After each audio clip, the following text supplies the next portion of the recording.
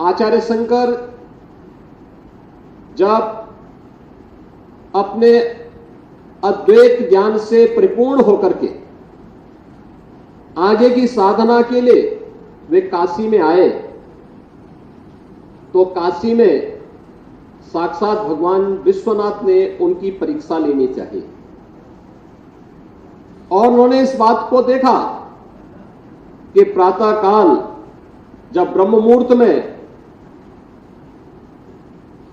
आदि शंकर गंगा स्नान के लिए जा रहे होते हैं,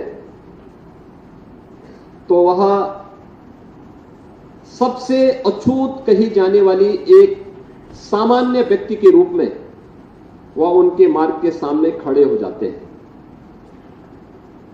तो स्वाभाविक रूप से आदि शंकर के मुंह से निकलता है, हटो, मेरे मार्ग से हटो।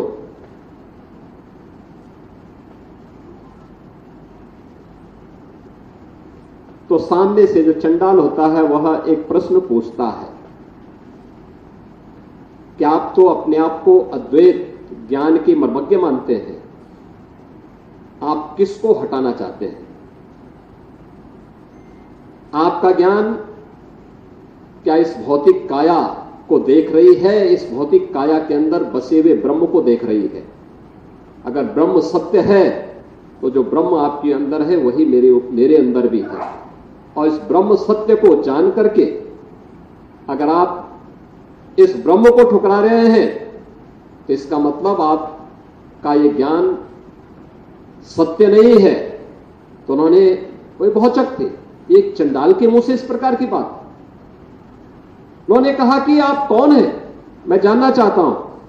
उन्होंने कहा कि जिस ज्ञान व्यापी की साधना के लिए, दुर्भाग्य से वो ज्ञान व्यापी आज लोग उसको दूसरे शब्दों में मस्जिद कहते हैं, लेकिन वो ज्ञान व्यापी साक्षात विश्वनाथ ही है। जिस ज्ञान व्यापी की उपासना के लिए आप केरल से चल करके यहां आए हैं, मैं उसका साक्षात स्वरूप विश्वनाथ हूं।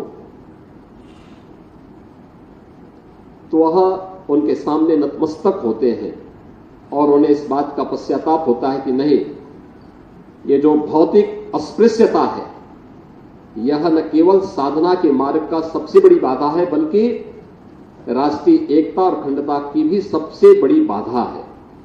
और इस बड़ी बाधा को अगर हमारे समाज ने समझा होता तो देश कभी गुलाम नहीं होता।